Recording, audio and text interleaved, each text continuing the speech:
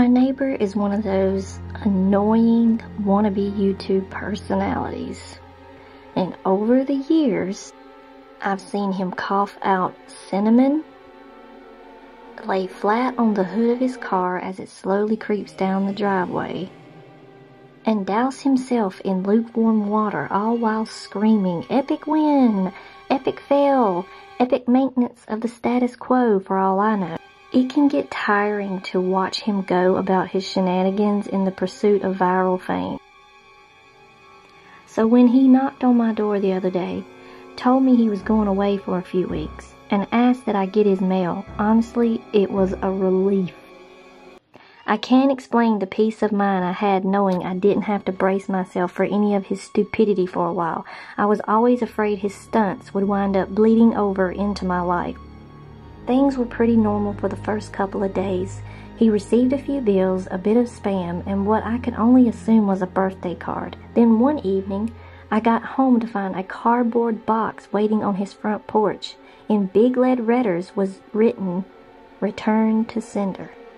I'm no small fry, but I admit I had trouble lifting the box on my own. It was really freaking heavy.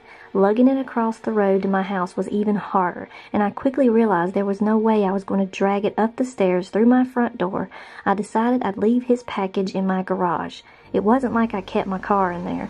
The garage door was a piece of crap that refused to open without a good thug and a whack. It was less trouble just leaving the car in the driveway than it was to fight with the garage door every morning and night. In hindsight, I should have set the package down while I struggled to open the tricky door, but you know how it is. When you've got a good grip on something, no point in setting it down if you don't have to. It was as I kicked the door for the third time that I lost my grip on the package and it fell to the ground. I heard a light crack inside. I hoped I hadn't broken anything important, but figured I just wouldn't tell my neighbor about it and let him assume the break happened en route.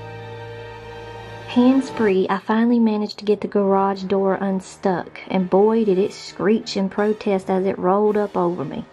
I dragged the box the rest of the way, setting it in the corner for whenever my neighbor would come back to claim it. And then I forgot all about it, until a few days passed, that is.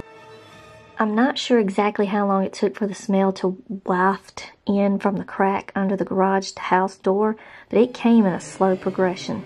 It was a sickly, sweet odor similar to a skunk, and for the first few days after I smelled it, I genuinely assumed that's exactly what it was.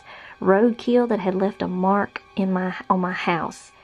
It was only when I realized the scent was growing more intense instead of fading that I went looking for a source. That's when I opened the garage door, and that's when the odor knocked me back, holding my nose. The culprit wasn't hard to identify. The only change in my garage was the box in the corner. I remember thinking it must have been one of those meat of the month subscription boxes. The meat must have gone rancid from being left out of the fridge for so long. How much meat could have been in there for the box to have been so large and heavy? An entire freaking cow? I covered my nose as I approached the box, a pair of scissors in my hands. I probably wouldn't have needed them to open it, as it had become soggy enough at the bottom to poke through with a finger, but I wasn't about to poke my finger into spoiled meat juices. That soggy bottom was the reason I had to open the box in the first place. If I tried to drag it out a hole, everything would spill onto the floor. I was going to have to dump the pieces of meat one garbage bag at a time and take them down to the dumpster, a process I wasn't looking forward to. My scissors tore through the tape along the top of the cardboard box. I thought the smell couldn't get any worse, but as I flipped the flaps open, I discovered a whole new gamut of stink. It was like opening a burning oven, but instead of a heat wave, I was met with waves of piss, sweat, crap, and putrefaction. It was so bad that I staggered back and had to force down the puke begging to guzzle out of me. I don't think I could have handled that scent mingling with the horrors coming out of that box. I'm not ashamed to admit I ran out the door for a breath of fresh air, but in the short time I spent in the garage, the smell had become so ingrained in the fabric of my clothes that it clung to me like a shadow.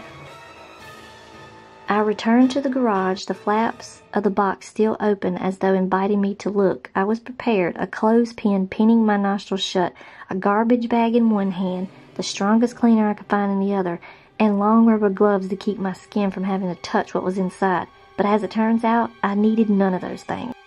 I wouldn't have to touch or clean the contents of that box. I would only have to suffer the nightmares every night. You see, there was meat in that box. But it didn't come from a cow or a pig. No, it was worse than that. It was my neighbor. Dead. Still in one piece, but dead. I called the cops, and naturally they took me in for interrogation. It's kind of hard not to suspect the man with a corpse in his garage after all.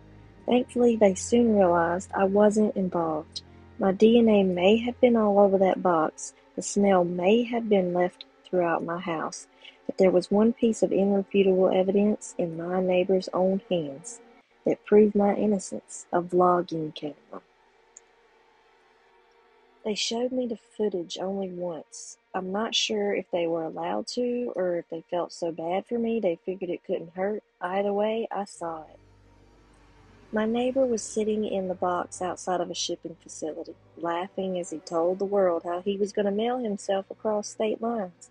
He'd brought pee bottles, food, a pillow, a few flashlights.